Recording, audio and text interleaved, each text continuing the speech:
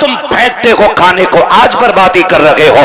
आज तुम्हें किसी के बाप की इज्जत की परवाह नहीं है। कल जब तेरे आंगन में बेटी आएगी तब तुझे पता चलेगा बेटियां कितनी कीमती हुआ करती है। तूने किसी की बेटी को एक बोटी के लिए जलील कर दिया, एक रोटी के लिए जलील कर दिया। अगर बिरयानी ठंडी मिल गई, पूरी जिंदगी बेटियों को ताने दिए जाते हैं कि तेरे बाप से गर्म खाना नहीं खिलाया गया। अगर एक बराती फाके से लौट जाए तो गालियां दी जाती है कि तेरे बाप से मेहमानों को रोटी नहीं खिलाई गई। और बेटियों वालों, अगर बेटे वाला ताना दे, गर्दन मत झुकाना, गिरबान पकड़ के पूछना, बता तूने किस नबी का कलमा पढ़ा है? क्या तेरा भी नबी वो है जो मेरा नबी है? क्या तेरा भी वो रसूल है जो मेरा रसूल है? क्या तेरा भी वो दीन है जो मेरा दीन है? अगर कहे हाँ तो बता कि नबी ने फातिमा की बारात में कितने खाने खिलाए। कि दौर बड़ा नाजुक है, इतना नाजुक दौर है कि सारी कुफ्र की ताकतों ने हमें चारों तरफ से घेर रखा है। एक एक जवान मेरी बात बहुत गौर से सुने। मैं यहां चटकुले सुनाने नहीं आया, मैं यहां अखबारबाजी करने नहीं आया। चंद जरूरी बातें, हम हर तरफ से घिरे हुए हैं, सारी इस्लाम दुश्मन ताकतें इकट्ठा हो गई हैं। जिस तरीके से हमें कमजोर किया जा सकता है किया जा रहा है। मैं अपने एक एक जुमले का जिम्मेदार हूं। नौजवानों, हमें भड़काया जाता है, हमें रोड पे लाया जाता है, हमारे जज्बात के साथ वो खेल खेला जाता है कि ये बेवकूफी करके निकले और हम इन्हें निशाना बनाएं। मेरी बात बहुत गौर से सुनिएगा। हमारे लिए जाल बिछाए जाते हैं और उसमें हम फंस जाते हैं और फिर उसके बाद दुनिया को तमाशा दिखाया जाता है। मेरी आपसे बस इतनी गुजारिश है, किसी भी मसले को लेकर के आप उस वक्त तक रोड पे न उतरें जब तक आपके साथ आपके कायद की क़यादत ना हो।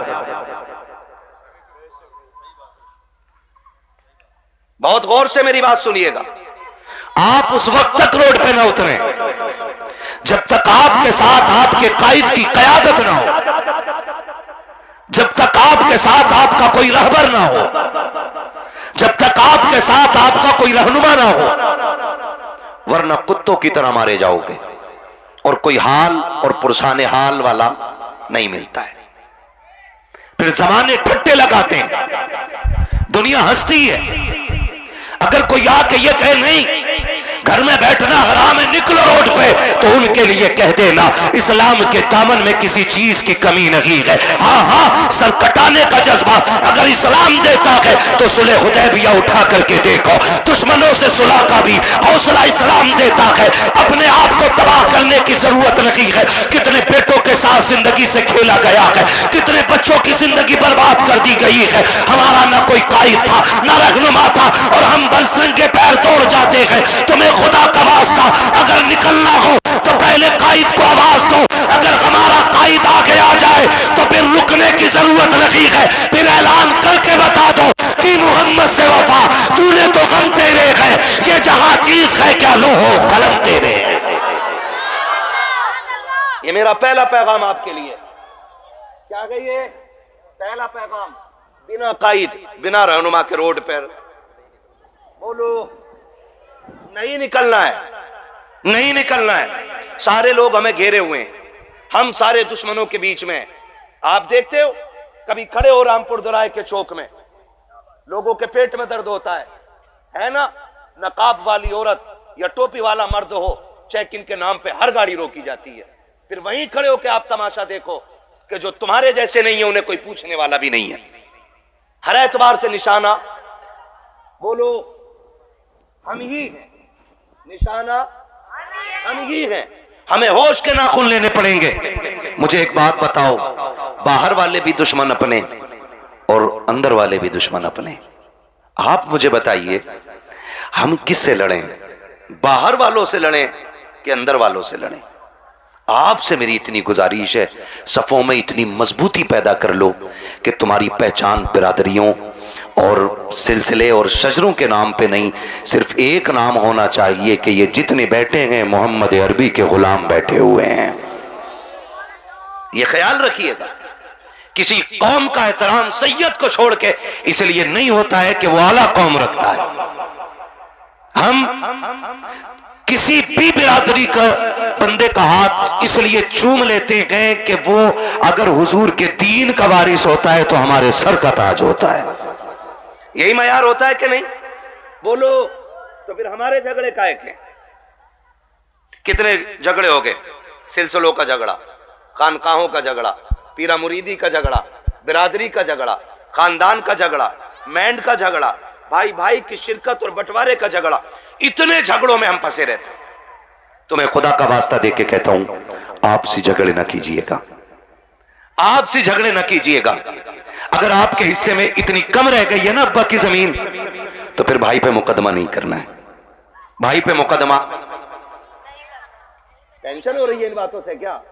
भाई पे मुकदमा, बोले भाई पे मुकदमा नहीं करना है। और जिसने हराम की दवा रखी है वो भी सुन ले, अगर इतनी सी तुमने हराम की दवा रखी है, अल्लाह कयामत में 7 जमीनों की मिट्टी इकट्ठी करा के गठरी बांध के सर पे रखवा के फिर कहेगा इसे लेके चल। और जब नहीं चला जाएगा ना, चोटियां इतना सुराख करती हैं तो इतनी मिट्टी निकाल देती हैं, और 7 जमीनों की इतनी मिट्टी निकाली जाए तो क्या हाल बनेगा? लेके चल लेंगे हम लोग? बोलो, लेके चल सकते हैं हम लोग? नहीं ना।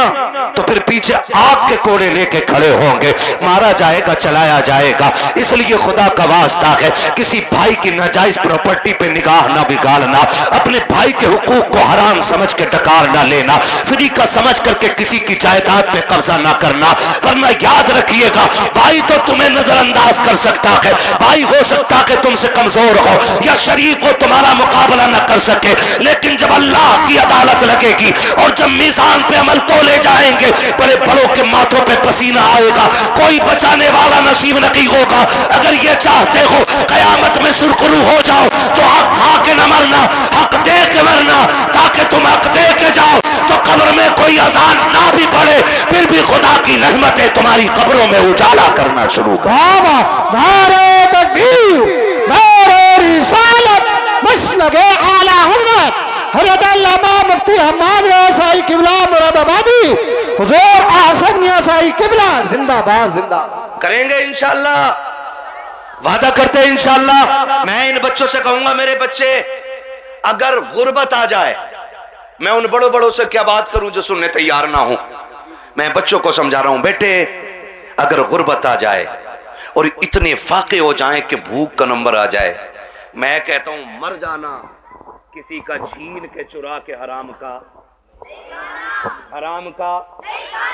नहीं खाना। क्यों? जिस तरह गलत दवा से फसल खराब हो जाती है, उसी तरह हराम की रोजी से नस्ल खराब हो जाती है। नहीं खाएंगे ना इंशाअल्लाह। अगर तुम्हें रास्ते में गिरी पड़ी चीज भी मिले ना, मस्जिद के इमाम को जाके दे दो कि यह हमें राह में मिली थी। ये किरदार पैदा करो और फिर तुम वो दौर देखोगे कि तुम सजदे करोगे, अर्शों से खुदा रिज़्क़ों के फैसले करने लग जाएगा। तंगियां यहां हो गई हैं, यहां तंगियां यहां पे हो गई हैं। मसला यहीं पे, पूरा खेत 12 बीघे का घुसेगा जाके मेड़ में, ऐसे ही कुरे देगा। अब तो ऐसी मेड़ काट रहा जी, पता ही नहीं चलता ये कटी किधर से है। पता ना कहां से मिट्टी निकाले, पानी देवे मेड़ इतनी। हाँ, और मेड़ ऐसी कर दी ऐसे। क्यों?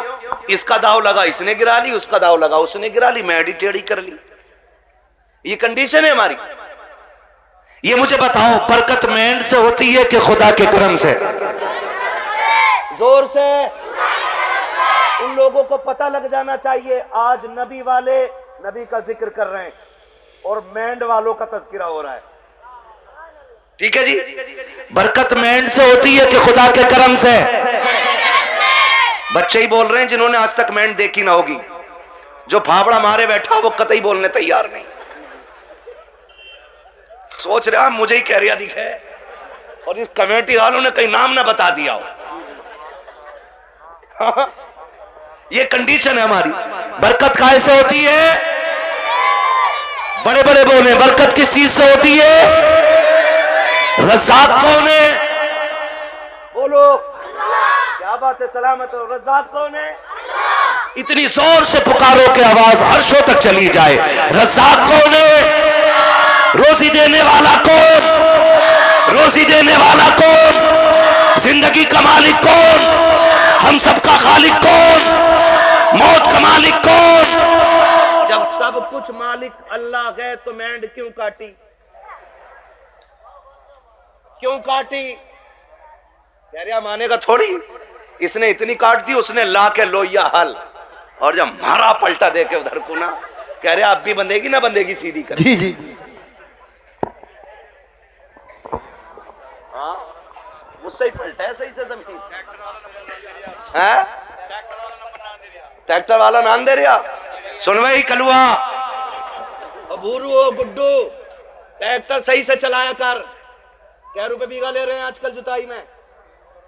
जल्दी से 300 रुपए बीघा ले रहा है। 300 रुपए बीघा के चक्कर में, प्रधान को खुश करने के चक्कर में दूसरे की मेंढ न काटना, वरना जिस दिन अल्लाह मौत का जेवर तेरे गले में लटकाएगा और तुझे कफन पहना करके कब्रिस्तान लाया जाएगा, दुनिया की रस्मों की तरह तेरा बेटा भी कब्र पे खड़ा होगा और खड़े होकर के कहेगा मेरे अब्बा पे किसी का हक हो तो माफ कर देना। तेरे बेटे के चीखने से अब तेरे डायरी दोबारा खुलने वाली नहीं है। जब तेरा बेटा तेरी खता की माफी मांगेगा, गैब से नकीब आवाज दे के कहेगा इसका भी हिसाब किताब का रजिस्टर बंद हो चुका है, अब तेरी माफी की जरूरत नहीं है। इसका इंतजार कब्र को था, ये लोगों की जमीनें काटता रहा, आने तो दे, अब इसको मैं देखूंगा और ये मुझे देखेगा। और जब खुदा का हिताब आएगा, कब्र में जब लट चलेगा, अल्लाह इतना मारेगा कि बचाने वाला नसीब नहीं होगा। 300 रुपए के लालच में किसी की जमीन काट के ना जा, बल्कि गरीब का भला करके चला जा, यहाँ भी तेरा भला रखेगा, जाने के बाद कब्र में भी तेरा भला होता। बाबा नारे तकबीर, नारे रिसालत, मसलके आला हज़रत ख्वाजा का हिंदुस्तान, मिर्जापुर का सुन्नी मुसलमान, नारे हैदरी जिंदाबाद जिंदाबाद। करेंगे इंशाल्लाह। और सुनो, छीन के खाने से बरकत नहीं होती, आगे का उठा के लौटाने से बरकत हुआ करती है। आगे का उठा के देने में बरकत है। और याद रखिएगा अल्लाह बड़ा करीम है, अल्लाह बड़ा करीम है। सखियों की अगर बात हो और अली के घर का तज़किरा ना हो तो बात अधूरी रह जाती है। वो कहा था ना किसी ने, ये चक्की फातिमा की चल रही है, जमाना जितना लंगर खा रहा है। समझ रही, ये कौन लोग हैं? ये वो लोग हैं जिनके घर में खुद 7-7 दिन के फाके होते थे। आज दुनिया उनके नाम का लंगर खा रही है, जिनके अपने बेटे गिरवी रखे गए, लेकिन आज दुनिया उनके घर की खैरात खा रही है। लेकिन तारीख में खुदा की कसम एक लम्हा ऐसा नहीं मिलता है कि जिस लम्हे में कोई खातून जन्नत के दरवाजे पे मांगने आया हो और खाली चला गया हो। वाह बाबा जिंदाबाद। खाली चला गया है ना, कोई लम्हा ऐसा नहीं मिलता है कि कोई आया हो और खाली चला गया हो। माफ कीजिएगा, पहले का दौर बड़ा अच्छा था। पहले कहते थे मेहमान आएगा तब खाएंगे, और आज दस्तरखान बिछा हुआ, आगे फूफा कह रहा लल्ली ले उठाइए बाद में खाऊंगा, पहले फूफा से निपट लूं। जी जी हाँ, बिछाया दस्तरखान हम उठवा देते, बिछाया दस्तरखान। मेरा नबी है, हुजूर की बारगाह में परदेसी आया है कोई, जी जी तवज्जो है सारे लोगों की। ये पानी है, पानी है, ये नई चीज नहीं है ना। तवज्जो है आप लोगों की मेरी तरफ, बस सुने बहुत गौर से। हुजूर की बारगाह में ना परदेसी आया, उसने आके कहा या रसूलल्लाह बड़ा भूखा हूं, खाना खिला दीजिए। बहुत गौर से एक एक बंदा मेरी बात सुने। भूखा हूं, खाना खिला दीजिए। मेरा नबी मिंबर पे, हुजूर उठ के खड़े हुए, है कोई जो मेरे मेहमान को खाना खिला दे? 300 से ज्यादा सहाबा मस्जिद में, 300 से ज्यादा, और आका कह रहे हैं है कोई जो खिला दे? कोई नहीं उठा। फिर आका ने कहा है कोई जो मेरे मेहमान को खाना खिला दे? फिर कोई नहीं उठा। जब तीसरी बार कहा कि है कोई जो मेरे मेहमान को खाना खिला दे, हजरत सलमान फारसी उठ के खड़े हो गए, या रसूल अल्लाह, आका ऐसा नहीं है कि इनके पास है और खिलाना नहीं चाह रहे। सरकार जितने मस्जिद में बैठे हुए ना आज सबके फाके, मगर हुजूर इजाजत दें तो मैं एक ऐसा घर जानता हूं जिस घर से कोई खाली नहीं लौटा है। अगर आप कहें तो मेहमान को मैं ले जाऊं। हुजूर ने सलमान फारसी का मुंह देखा, मुस्कुरा दिए, समझ गए वो घर किसी और का नहीं, मेरी बेटी फातिमा जहरा ही का होगा। हुजूर ने फरमाया ठीक है ले जाओ। हजरत सलमान फारसी आए, सैयद कायनात का दरवाजा खटखटाया। मंदक्कल बाप, दरवाजा किसने बजाया है? आवाज आई सलमान फारसी। चचा कैसे आना हुआ? का एक मेहमान आया है और भूखा है, किसी के पास इतना नहीं कि कोई खिला दे उसे। सैयदा तुम्हारी चौखट से कोई खाली नहीं गया है। अंदर से आवाज आई, चचा मेहमान को थोड़ा साइड कर दो ताकि घर का राज न खुलने पाए, दूर कर दो। आपने मेहमान को थोड़ा दूर किया। सैयदा ने दरवाजा खोला, का चचा झांक के देखो ना, मेरे दोनों शहजादे भूखे जमीन पे सोए हुए हैं। आज मेरे घर का फाका 2 दिन हो गया है, कुछ होता तो मैं अपने बच्चों को भी खिलाती। सलमान फारसी की गर्दन झुकी, वापस जाने लगे। जैसी वापस पलटे, कहा चचा जरा ठहरिए तो सही। कहा क्या बात चचा उदास क्यों हो? कहा उदासी की बात यह है आज नबी के शहर में कोई मेहमान भूखा सो जाएगा, इतना सुना खातूने जन्नत कहती। ठहरे ना चचा अभी आती हो। अंदर तशरीफ लेकर के गई। आपके जहेज में जो आपको 17 पैबंदों वाली चादर मेरे मुस्तफा ने अता की थी, उस चादर को समेट करके ला करके कहा था चचा ये लीजिएगा और जाइए, नौ यहूदी है शमोन नाम का, उसके दरवाजे पे ले जाइएगा, उसको दे करके इसके बदले में जो खरीद लाइएगा। हजरत सलमान फारसी ने चादर ली है, रोते हुए यहूदी के दरवाजे पर गए हैं। मेहमान भी साथ साथ जा रहा है। जब शमून के दरवाजे पे गए, उसने चादर हाथ में ली है और उसकी खुशबू सूंघ के कहता है यह चादर किससे लेके आए हो? इसकी खुशबू बता रही है यह किसी जन्नती खातून के सर की चादर उतर के आई। जिंदाबाद जिंदाबाद। किसकी चादर है ये? हजरत सलमान फारसी फूट के रोने लगे, कहने लगे ये उस घर की चादर है कि जिस घर की चौखट पे बेइजाजत जिब्रील भी नहीं आया करते हैं। उसने चादर को खोला, कहा किसकी चादर है? कहा ये खातून जन्नत नबी की शहजादी की चादर है। उसने इतना सुना और अपनी उस चादर को सीने से लगाया। कहा ठहरो ठहरो ठहरो। उसने चादर को रखा एक तरफ, आटा दिया, जो दिए, खाने पीने का सामान दिया, साथ चादर भी दे के कहने लगा इसे भी लेके चले जाओ। आपने चादर भी ली, सामान भी लिया। जब वापस आने लगे गए, पीछे से शमून भी दौड़ा गए। उसने दौड़ते दौड़ते कहा था खाली चादर लेके जा रहे हो, मुझे भी बदले में कुछ दे के चले जाओ। कहा तुझे क्या चाहिए? कहा मेरी किताबों ने बताया है कि जो आखिरी पैगंबर होंगे उनके घराने की शान ये होगी कि दरवाजे पे भूखा आएगा तो खाली नहीं लौटाया जाएगा, वो अपने घर के सामान बेच देंगे लेकिन आने वाले की जरूरत पूरी करेंगे। उसने कहा था मैं समझ गया जिसकी बेटी का किरदार ऐसा है वो नबी की अज़मतों के साथ दुनिया में आया हो। बाबा सुभान अल्लाह सुभान अल्लाह। अल्लाह अकबर। ये तारीख रही है, ये तारीख रही है। खातून जन्नत ने दिया। अब वो मेहमान भी देख रहा है, वो मेहमान भी देख रहा है, मेहमान भी देख रहा। भाई जब उनके गदा भर देते हैं, शाहान जमाना की झोली, मोहताज का जब ये आलम है, मुख्तार का आलम क्या होगा। आज हमारे दस्तरखान बड़े तंग हो गए, तंग हो गए दस्तरखान। माफ कीजिएगा, रोटी खाने बैठा है, कुत्ता आ जाए, कह रहा लल्ली डंडा मार, और करवट में हो तो रोटी छोड़ के खुद ही मारता धाड़ से। फिर कह रहा बिस्मिल्लाह वाला बरकतिल्ला। सुन और गौर से सुन, कुत्तों की अपनी खेती नहीं होती है, कुत्तों का अपना बिजनेस नहीं होता है।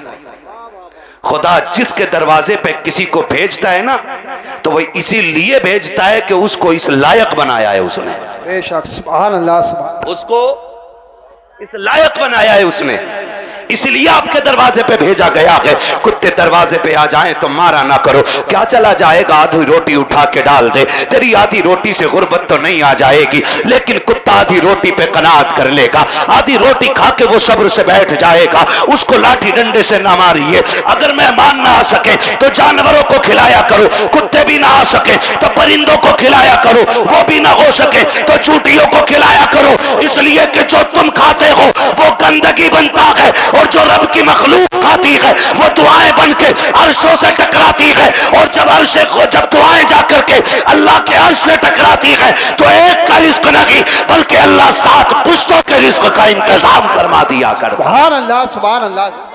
और ये सबसे बड़ा वजीफा है, ये सबसे बड़ा वजीफा है।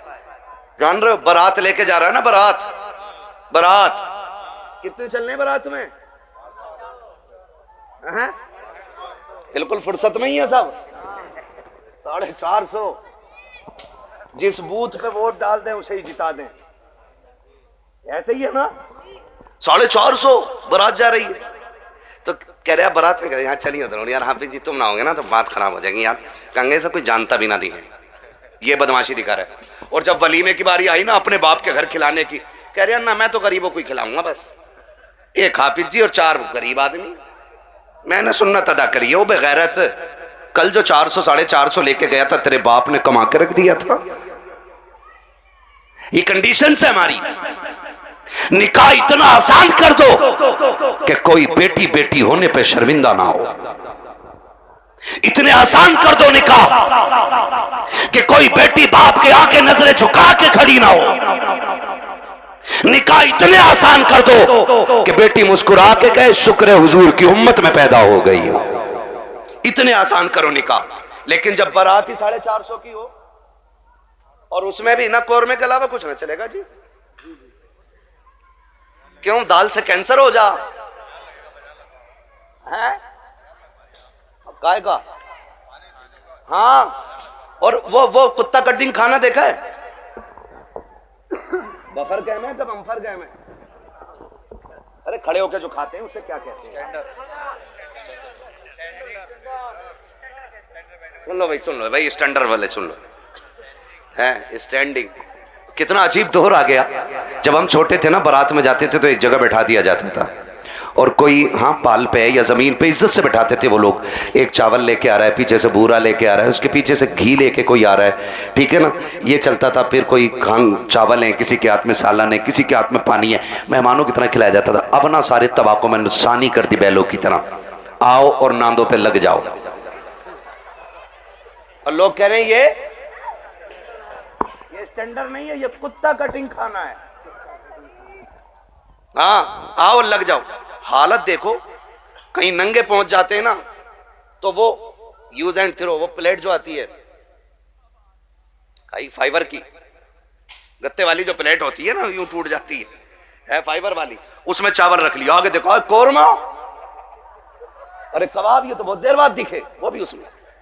क्या आगे चला, अरे शामी कबाब भी है, वो भी उसमें।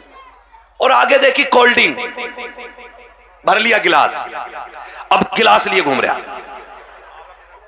अब ये बता खागा कैसे है?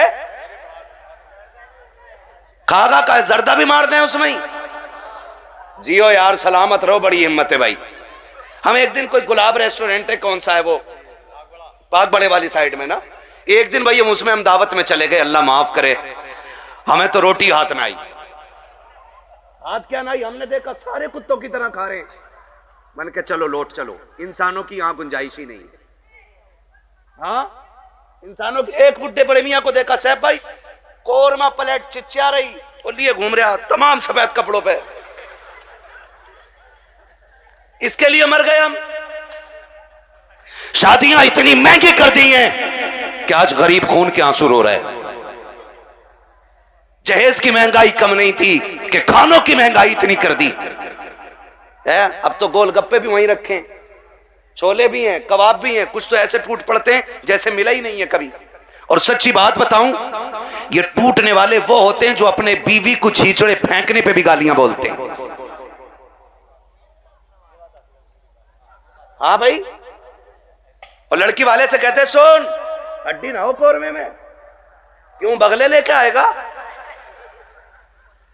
एक बेटी को पालने में बुढ़ापा आ जाता है बंदे पे, एक बेटी को पालने में।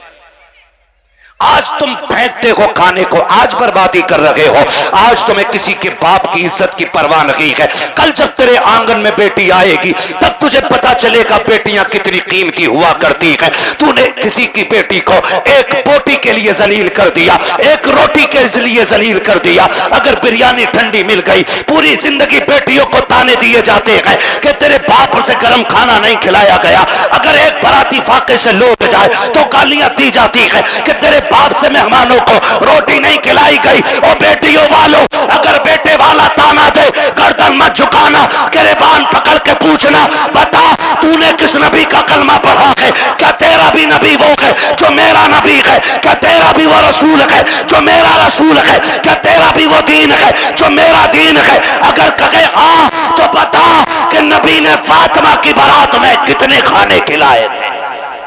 बाबा जिंदाबाद। पूछ जाकर के गरेबान पकड़ के। हद हो गई है। जिसका बस नहीं चलता बेटी के बाप पे दबाना शुरू कर देता। निकलो इन चीजों से, निकाह आसान कर दो ताकि बेटियां मुर्तद ना हो। बेटियां मुर्तद ना हो। जिसकी भाग जाती है वो कहता जी मेरा उससे मतलब ही नहीं। और पहले अगर किसी लड़के ने, किसी बंदे ने उसकी बेटी को किसी गैर के साथ किसी होटल में या किसी कैफे में देख लिया और बता दिया तुम्हारी बेटी फलां जगह देखी, कह रहे हो उड़ा रहे हो, मेरी बेटी को उड़ा रहे हो। खून के आंसू रोना पड़ रहा है आज, खून के आंसू। एआई पे जाके पता करो 2021 से अब तक कितनी लड़कियां गायब हुई हैं। 13 लाख लड़कियों का आंकड़ा दे रहा है एआई। कितनी 13 लाख लड़कियां, बच्चियां। कंडीशन कितनी नाजुक हो गई ये पता है आपको? मरा जा रहे, आप भी कह रहे हैं बुलेट ही लूंगा, और लेके 8 दिन बाद कह रहे हैं बिकवा दी यार, तुम्हारे ताल्लुकात में तो अच्छे लोग होंगे। चला क्यों नहीं रहा? तेल बहुत खा रही है। क्यों? तुझसे इसमें तेल नहीं पड़ रहा? और बेटी के बाप ने अपना खून नहीं छोड़ के तुझे दे दिया। कह रहा बिकवा तो बुलेट इसकी जगह बोलूंगा मैं। स्प्लेंडर भी ज्यादा खा रही है, वो जो आ रही है एक और बैटरी वाली। हाँ। और बुड्ढो अब्बा से गुजारिश करूंगा, ये बुड्ढे अब्बा जो होते हैं ना लिस्ट लिए घूम रहे आप बेटे की बारात में, कह रहे ये सारी चीजें होनी चाहिए, सारी चीजें। कह रहे आप बुलेट ये वाली हो, बेड ये वाला हो, सोफा ये वाला हो। और बुड्ढे की कंडीशन ये है कि एक दिन भी लल्ला इसे बेड पे लेटन नहीं देगा। और मरा जा रहा कि पिलाई 3 सूद से कम ना हो, 3 इंची वाली पिलाई चाहिए। और फिर कह रहा देखो जहेज जो उठा रहे ना उनसे कह रहा बेड हल्का है भारी है भाई, ऐसा लग रहा है इसके बाप ने बनवा के रख दिया है, हल्का है भारी। निकलो यार इन चीजों से, कब तक? बताओ मुझे एक बात बताओ, बेड घुनेगा कि नहीं? गाड़ी खराब होगी कि नहीं? बोलो। जहेज खत्म होगा कि नहीं? तो फिर ऐसी चीज के लिए क्या मरना जो खत्म होने वाली चीज है। और बेटियों से भी गुजारिश करूंगा, ये जो मुखिया की बेटी को देख के अपने अब्बा से कह रही अब्बा 12 फीट वाला ही फर्नीचर बनवाइयो मेरे कमरे में भी। बेटियों से मेरी गुजारिश है कभी अपने बाप से फरमाइश न करना। और लड़कों से गुजारिश है जो बाप से दगा करके तुमसे शादी करे उससे कभी निकाह ना करना। इसलिए कि जो बाप को छोड़ सकती है जहर देके वो तुझे भी मार सकती है, ये याद रखना बिल्कुल। हाँ 1.5 घंटा हजरत नाली पे बैठ के फोन पे बात करके कह रहे अब्बा जैसी मैंने देखी है तुम 7 साल में नहीं देख पाओगे। ये कंडीशन है हमारी है। आप अंदाजा लगाइए ना मेरी बात जो मैं कह रहा हूं।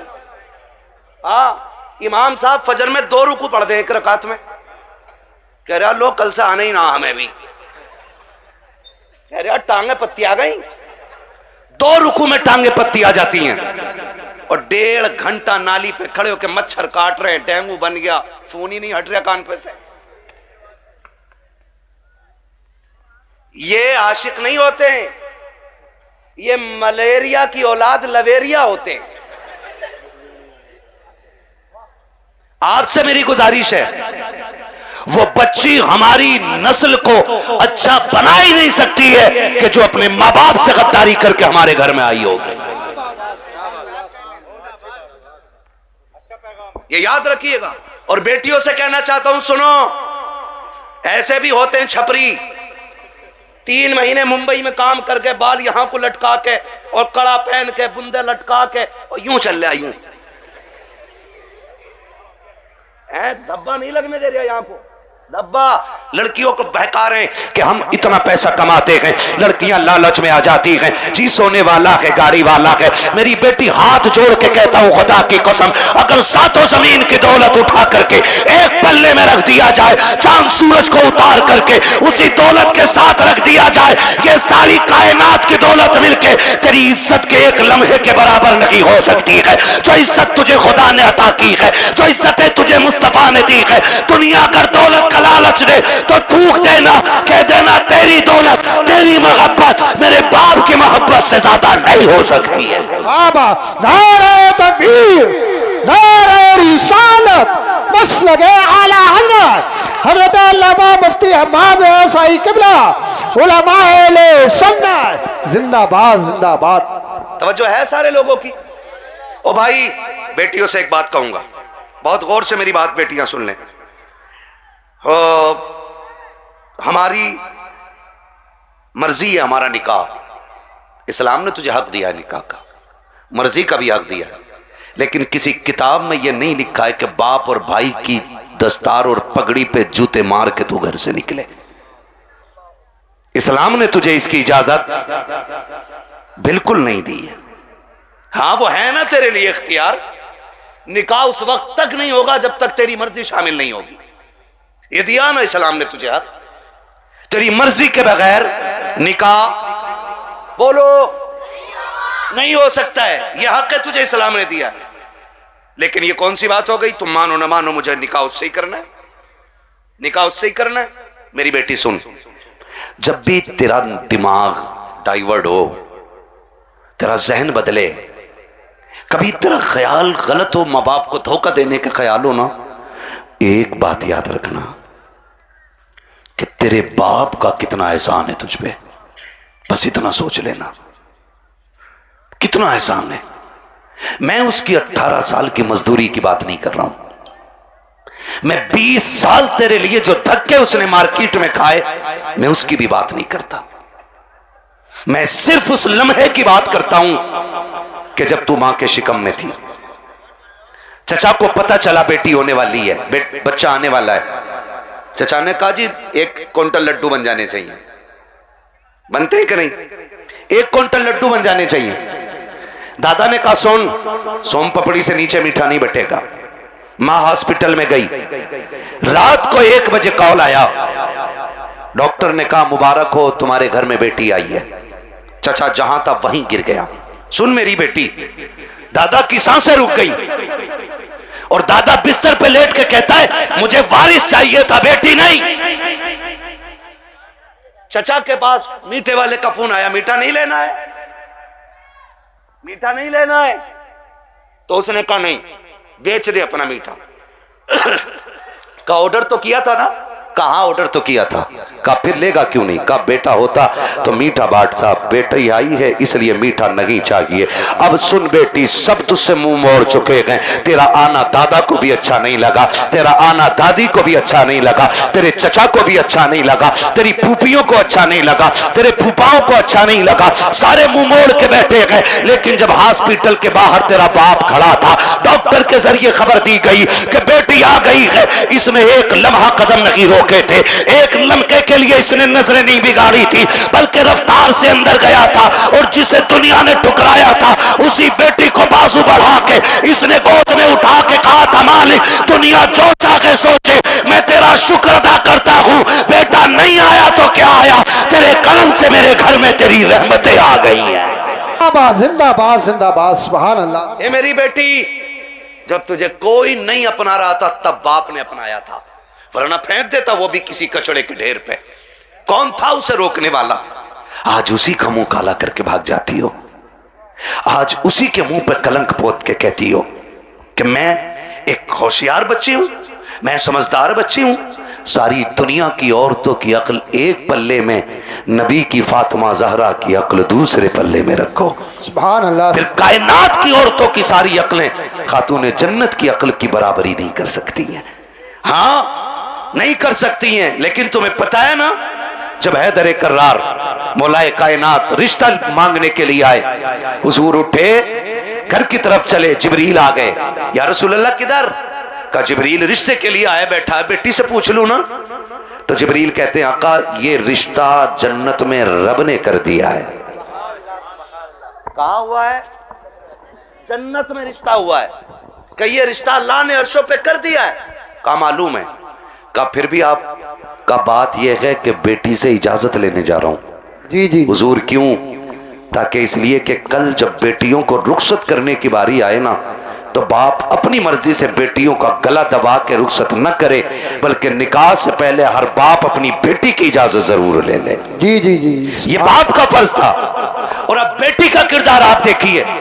आज बेटियां कह दिया करती हैं कि जी क्या जरूरत है, हम मर्जी के मालिक हैं, हमने चलगा कर डाला मेरा नबी खातून जन्नत के पास, अब्बा जी कैसे आना हुआ? का बेटी बाहर अली आए खड़े हैं, रिश्ते के लिए आए हैं, बेटी तेरी क्या मर्जी है? इतना सुना खातून जन्नत की आंख में आंसू आ गए। अब्बा जी ये बात आप पूछ रहे हैं? कहा हाँ बेटी। का अब्बा ये बात तो माए पूछा करती है, आप ये बात मुझसे पूछ रहे हैं। तब मेरे नबी ने कहा था फातिमा कहां से लाऊं खदीजतुल कुबरा, जो बचपन में तुझे छोड़ के गई तो तेरा हाथ मेरे हाथ में दे के कहा था आका मैं 3 बेटियों को दे के जा रही हूं, चौथी बेटी को आपको देना है। फातिमा मुझसे खदीजा ने कहा था आका मेरी फातिमा को रोने न देना, बेटी मैं तुझे बचपन से पालता रहा और कभी तेरी आंख में आंसू नहीं आने दिया। खदीजा कहां से लेके आऊं? बता तो सही, जो तुझसे आके बात करे। ए फातिमा मैं खुद चला आया हूं, बेटी बता तेरी क्या राय है? तब खातून जन्नत ने कहा था अब्बा जिसमें तेरी रजा है उसमें मेरी रजा है। आज दुनिया कहती है हुसैन ने नेज़े पे कुरान पढ़ा है, ये कमाल हुसैन का है। खुदा की कसम अगर नेज़े पे कुरान हुसैन ने पढ़ा है तो सिर्फ कमाल हुसैन का नहीं बल्कि खातून जन्नत का कमाल है। अगर माए पारसा होती है तो बेटे नेज़ों पे चल के कुरान सुनाया करते हैं। सुभान अल्लाह सुभान असल अल्लाह। ये चीज है, असल ये चीज है। बेटियों से भी गुजारिश है ना करना डिमांड, ना करना डिमांड।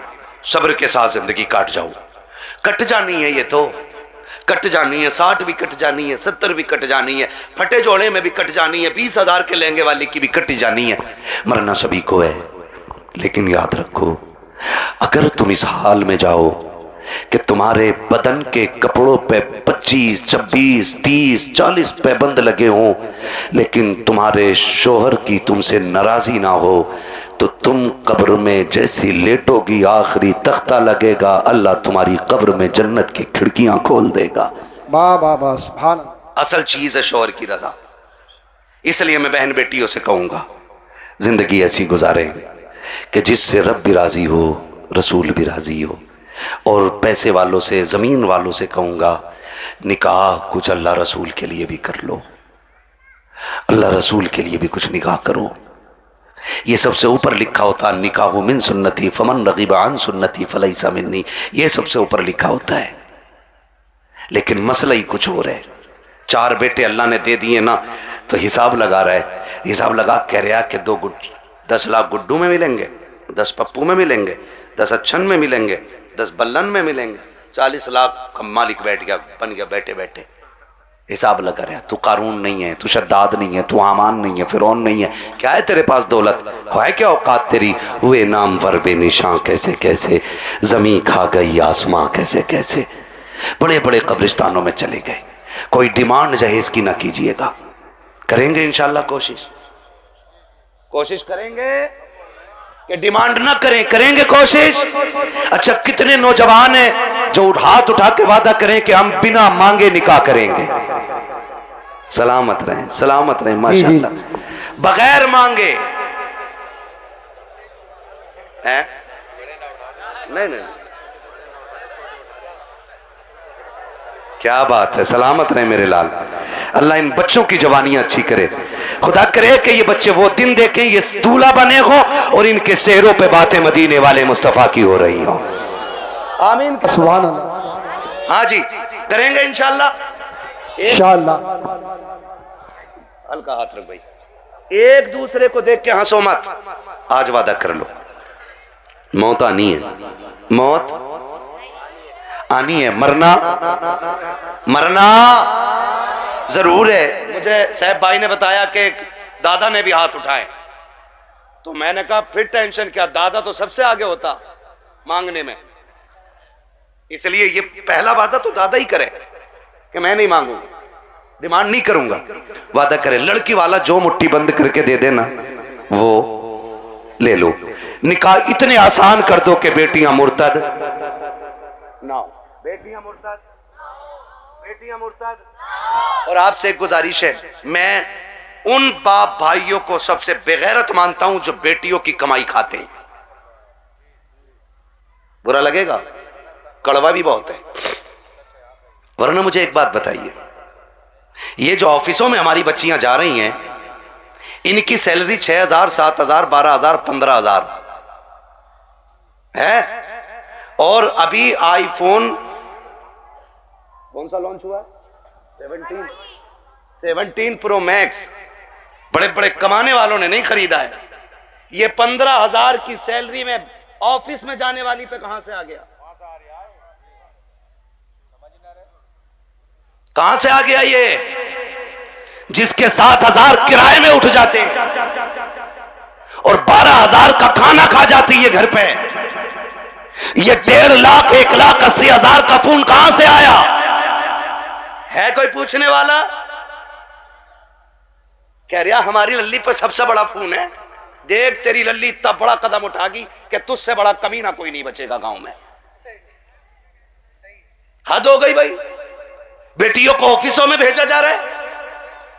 कुरान कहता है रिजालु कव्वामून अलन निसा, वो इसलिए नहीं कह रहा है कि तुम उन्हें जूतियों पे रखो, वो इसलिए नहीं कहा है कि तुम उन्हें लाठी के नीचे रखो, तुम्हें हाकिम इस्लाम ने इसलिए नहीं बनाया कि तुम बेटियों पे थप्पड़ चलाओ, तुम्हें हाकिम इसलिए बनाया था कि तुम मेहनत करके बागर का निजाम चला, ये घर में रह के तेरे घर का निजाम चलाए। सुभान अल्लाह, सुभान अल्लाह। इसलिए बेगैरत ना बनो, गैरत वाले बनो। जितनी बेटियां 95% मुर्तद हो रही हैं, वो सिर्फ ऑफिस की वजह से हो रही हैं, ऑफिस की वजह से। बीबी ऐसा बनाऊंगा लड़की को, बीए कर रही है, डिग्री कराऊंगा, ऐसी डिग्री पे लानत जो दुनिया में जिल्लत का सबब बने और आखिरत में अजाब का सबब बने। आप भी जब रिश्ता करने जाया करो ना, तो डिग्री देखो ना देखो, रब का कुरान देखा करो। क्या नाम है इस गांव? मिर्जापुर। टाइम हो चला है, बहुत मेहनत पर माइक बहुत खराब है, शजरे के लायक माइक नहीं है भाई, ठीक है ना? तवज्जो है सारे लोगों की। मिर्जापुर है ना? मिर्जापुर के कितने लोग हैं, हाथ उठा के बताते थे जरा। माशाल्लाह, अब हाथ नीचे कर लें। अब जो मिर्जापुर के बाहर के वो जरा हाथ उठा दें। अच्छा, ये सुभान अल्लाह कहने वाले सारे ही परदेसी हैं, क्या बात है। नहीं नहीं, ये इनका हक भी है, जो इश्क में वहां से आ सकते हैं तो यहां बैठ के सुभान अल्लाह भी बोल सकते हैं ना, है ना? अकबरपुर से कई गांव के लोग आए हुए हैं, अल्लाह सबको सलामत रखे। और भाई एक बात सुन लो, ये मत सोचना कि हमारे मरकज से इसका आगाज होगा तो हम करेंगे, समझ रहे ना, कि हमारी कोई सबसे बड़ी जमीन इसका आगाज करे तो हम करेंगे। नहीं, ये हुजूर का दीन है। अगर नंगे पैर चलने वाला आगाज कर देना और उसे देख के दुनिया बदलने लग जाए तो वही उस इलाके का मरकज बन जाया करता है। मिर्जापुर वालों, ये आगाज आपको करना है। हमें बेटियों की कमाई, बेटियों की कमाई, बच्चे ही बोल रहे हैं, बड़े क्यों नहीं बोल रहे? हाँ, बच्चियों की कमाई, बेटियों की कमाई, बेटियों की कमाई, अपनी बेटियों की इज्जत भी बचाएंगे और अपने गांव का दीन ईमान भी बचाएंगे इंशाअल्लाह। प्री प्लानिंग चल रहा है ये सब। हाँ, तुम्हारी बच्चियां यूनिवर्सिटी में झूठ बोल रही हैं तुमसे, वो हमसे पूछो, हम शहरों में रहते हैं, गुजर हमारा शहरों में होता है। जब 4 बजे किसी बेटी को नकाब में कैफे के अंदर बैठे देखते हैं तो दिल में आता है कि या तो ये लहू बेगैरत है या जिस घराने से ताल्लुक रखती है वो घराना बेगैरत है। हाँ, मैं फला जगह पढ़ रही हूं, पढ़ नहीं रही। मैं जानता हूं एक बच्ची को जानता हूं, मैंने उसका वीडियो देखा, आज उसका बाप दुनिया में नहीं है, नाम नहीं बताऊंगा, बुरा लग जाता है। और उसकी रील देखी मैंने, आग लगे इन रीलों को, इन्होंने कौम की इज्जत का जनाजा निकाल दिया है। अब्बा भी बैठा बैठा कह रहा नहीं नहीं, ये मेरी बेटियों को इजाजत मैंने दी है, ये मेरी बेटियों की इज्जत हो रही है, पूरा हिंदुस्तान बेटियों को जान गया है। सोच, अगर तवाइफा और नंगी होकर के नाचने वाली रोड पे नाचने लगे तो सिर्फ मुल्क नहीं दुनिया जान जाया करती है, लेकिन फरिश्ते उससे अनजान हो जाते हैं। मगर खुदा की कसम, अगर यही बेटी रातों को उठ के सजदों में गिर जाए तो कोई जाने या ना जाने, खुदा की रहमत के फरिश्ते उसे जानने लग जाया करते। सुभान अल्लाह, जिंदाबाद। रीलें बना के डाल नहीं है, और किसी रील वाली से शादी मत करियो, ना ऐसी रील धोएगी कि बेटे ना सो पाओगे ना जाग पाओगे चैन से। हाँ, खुदा आपको तौफीक दे, बदलेंगे इंशाल्लाह रवैये। बच्चियों को दीन दीजिएगा, बच्चियों को शरीयत सिखाइएगा, हुजूर का इश्क बच्चियों को सिखाइएगा। बच्चियों को बताओ तू कनीज़े फातिमा ज़हरा है, तुझे रब ने वो इज्जतें अता की हैं कि जो इज्जतें किसी कौम ने अपनी कौम की बच्ची को अदा नहीं की हैं। अल्लाह ने बड़ी इज्जत अता फरमाई है। इसलिए मैं हर बेटी से कहना चाहूँगा, खुदारा पर्दे का खास ख्याल रखें। बेटों से कहना चाहूँगा, आप शराब के नशे से निकलो, आप मोबाइल के नशे से निकलो।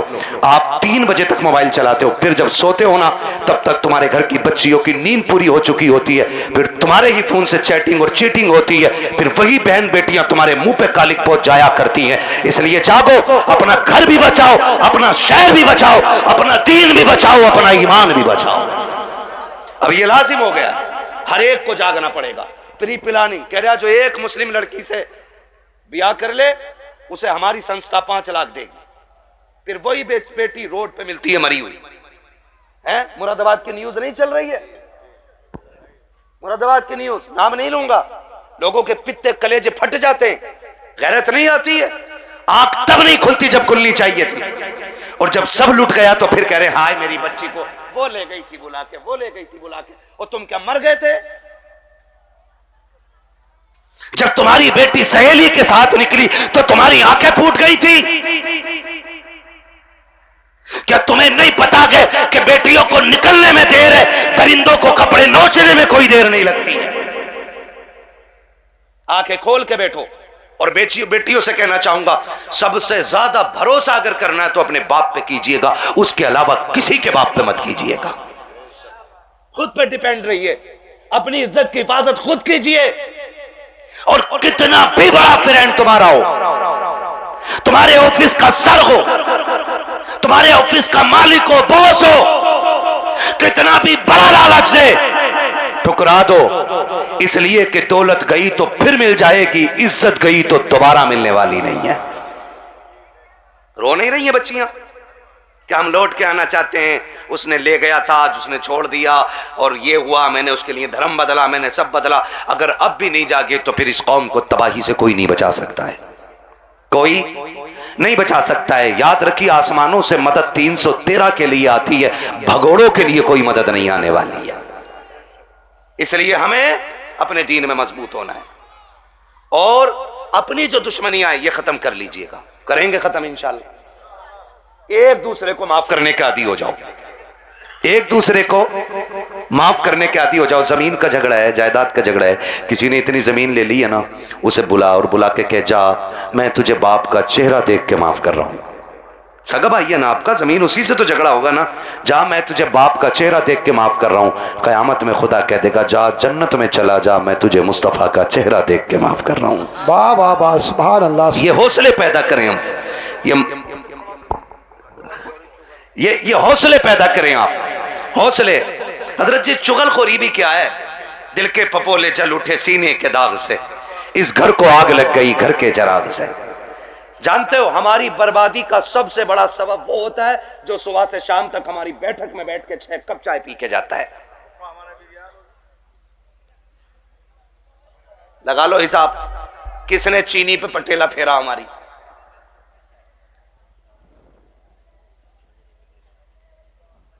चलो इंशाल्लाह मैं पढ़ दूंगा शजरा, ठीक है ना? मेरी बात सुन रहे? चाय पी रहा साहब भाई बैठे बैठे, एक कप हजम ना हुई, कह रहे यार प्रधान एक और बनवा लो। उसने एक और बनवा ली, है ना, उसने एक और बनवा ली। जब दूसरी आधी कप हुई ना, कह रहा उसका क्या हुआ यार, तुम्हारे भैया से जो झगड़ा चल रहा था। उसने कहा यार छोड़ो यार, क्या उसके मुंह लगना। कहा थोड़ी देर चुप होगा, फिर उसके बाद क्या कहा, प्रधान एक पुलिस वाले को जानू मैं, कहो तो नंबर लगाऊं, ये तुम्हें पता भी ना चलेगा, तुम्हारा नाम भी ना का और उस पर पट्टा फिर जाएगा। हाँ है ना, माशाल्लाह कारी मोहम्मद अली साहब आ गए। मैं सोचा था खाली इन्होंने दावत ही दी है और आएंगे नहीं, ये हमारे साथी भी हैं माशाल्लाह। बचपन में जब हम मदरसे में पढ़ते थे ये तब के साथी हैं, और आज तो एक बड़ी दरसगाह में अच्छे मुदर्रिस भी हैं और मस्जिद के इमाम भी हैं माशाल्लाह। बड़ी दूर से आए हैं, मोहब्बत है शायद इनको इन लोगों से। मेरी तो आपसे पहली मुलाकात है, मैं तो कह ही नहीं सकता आपकी मोहब्बत में आया हूँ। ये मोहब्बत तो जाने के बाद बताऊँगा ना, आप मुझे अच्छे लगे कि ख़राब लगे। झूठ बोलने से क्या फ़ायदा कि आपकी मोहब्बत ले आई, मोहब्बत नहीं आपकी दावत लाई है, मोहब्बत तो बाद में बताऊँगा मैं, है ना तवज्जो सारे लोगों की। मैं क्या कह रहा हूँ, ये चाय पीता है सुबह से शाम तक और लड़ा भी देता है, और जब लठ चल जाता ना, कह रहा हो बड़ा बुरा मारा भाई, थोड़ा सा रपट के पड़ जाता तो ऐसे ही कट जाती। कह रहा 307 लगवा, 307 दफाएं भी सब पता 420 को, इधर की उधर लगा रहे हैं, बेड़े गर्क हो गए। अगर कोई आपकी बैठक पे बैठ के आपकी चाय पी के आपके भाई के खिलाफ बोले, फिर उसे चाय नहीं उसे धक्का दे दो और उससे कह शुक्र है चाय पी है, वरना तुझे तो जहर पिला देना चाहिए, तुझे जहर पिला देना चाहिए था, क्योंकि तू हमारे बीच ना इत्तेफाकियां पैदा कर रहा है। पता नहीं लोगों को क्या मिलता है, चौक में खड़े हैं, ठलुए खड़े हैं, कह रहा तुम्हें पता है, कहा क्या, कहा उनकी भी तो नाक कट गई, कहा कैसे कट गई, कहा उन्होंने ये गलती कर दी है। ओ भाई दूसरे के गिरेबान में झांकने वालों, कभी अपने गिरेबान में भी झांक लिया करो, दूसरों में ऐब निकालने वालों कभी अपने घरे के मैल को भी देख लिया करो, दूसरों को जलील करने वालों तुम कान खोल के सुन लो, अल्लाह जिसे इज्जतें देता है उसे कोई जलील नहीं कर सकता है, और जिसे खुदा जलील कर दे उसे कोई इज्जत नहीं दे सकता। बाबा नारे तकबीर, नारे रिसालत, मसलके आला हजरत जिंदाबाद। तुम इधर आओ, इधर आओ।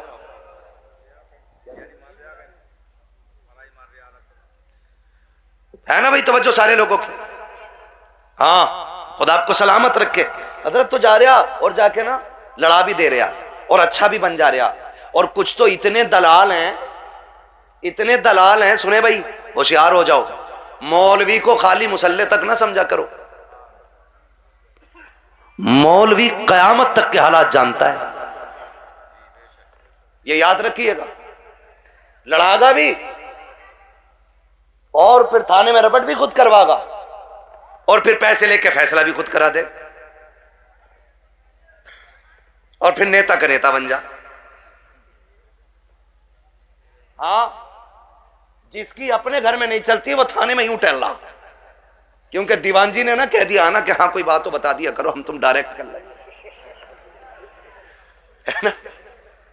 सबसे अच्छा नेता वो है जो गांव के झगड़े बाहर न जाने दे, जो घर के झगड़े बाहर न निकलने दे, भाइयों के इख्तिलाफात को बैठा करके इस प्यार से निपटा दे कि लाठी भी न टूटे और सांप भी मर जाए। वाह वाह वाह, समझ रहे मेरी बात?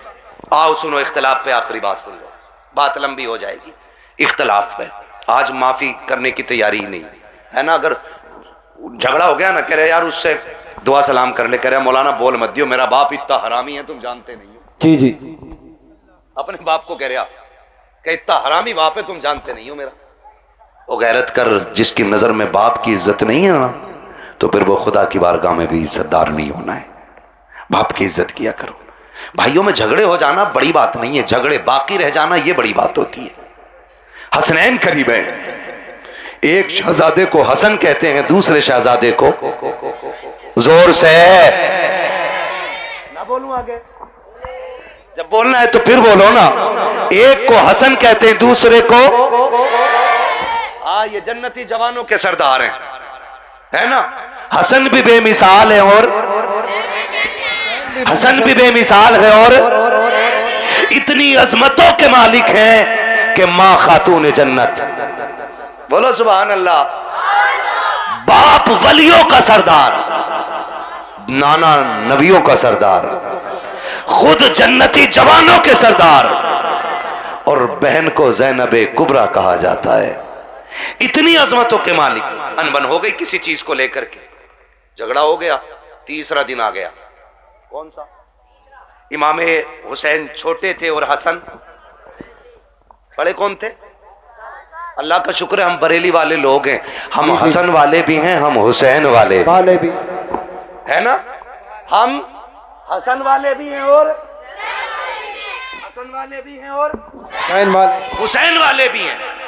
हम राफजी नहीं जो खाली हुसैन हुसैन का नारा लगाएं। हम तो हसन वाले भी हैं और हसन भी हमारे हैं, और दोनों भाइयों में अनबन हो गई। इमाम हुसैन ने तहरीर लिखी और लिखा अस्सलामु अलैकुम भैया, तीसरा दिन है आज नाराजी को। कई वक्त में मैंने देखा नमाज पढ़ते हो निकल जाते हो, बात नहीं करते हो। आज तीसरा दिन आ गया। नाना ने कहा है कि मुसलमान को 3 दिन से ज्यादा अपने भाई से नाराज नहीं रहना चाहिए, इसलिए आप आइए और आके मुझे सामने से सलाम करके राजी कीजिए। लिखने वाला कौन है? छोटा भाई। लिखा किसको जा रहा है? बड़े भाई को। अगर आज कोई छोटा लिख के बड़े को बोला है यार तुम जाओगे, इतने भी बुरे दिन ना आए तुम्हारे, उससे कह तू आ चल के, बड़ा जा रहा बिल्कुल उल्टा दौर, कह रहा उल्टी गंगा बह गई, इसकी तो गंगा ही पता ना किधर बह रही है। दीन को उल्टी गंगा बता रहे हैं। देख तो सही बात क्या है। आज अगर भेज दिया जाए तो आने को तैयार नहीं है। इमाम हुसैन ने तहरीर लिखी हसन को, जबकि हुसैन छोटे हसन बड़े हैं। कहा भैया जैसे मेरी तहरीर मिले आके मुझे राजी कर लेना, वरना वक्त 3 दिन से ज्यादा हो जाएगा। जैसे तहरीर मिली है इमाम हसन ने बगैर गौर किए दौड़ लगा दी है, आके अपने छोटे भाई हुसैन को सलाम किया, सीने से लगाया, माफी तलाफी हो गई। उसके बाद कहते हैं हुसैन एक बात बताओ ना, मुझे बुलाया कि तुमने, जबकि मैं बड़ा था, तुम भी तो आ सकते थे, तुम छोटे थे। तब इमाम हुसैन ने कहा था ना मैं कैसे आ जाता। नाना ने कहा है जो रूठे हुए भाई को पहले सलाम करेगा खुदा उसको पहले जन्नत अता फरमाएगा। और हुसैन ये चाहता है कि जब जन्नत में जाने की बारी आए तो हसन पहले जाए, हुसैन बाद में जन्नत में जाए।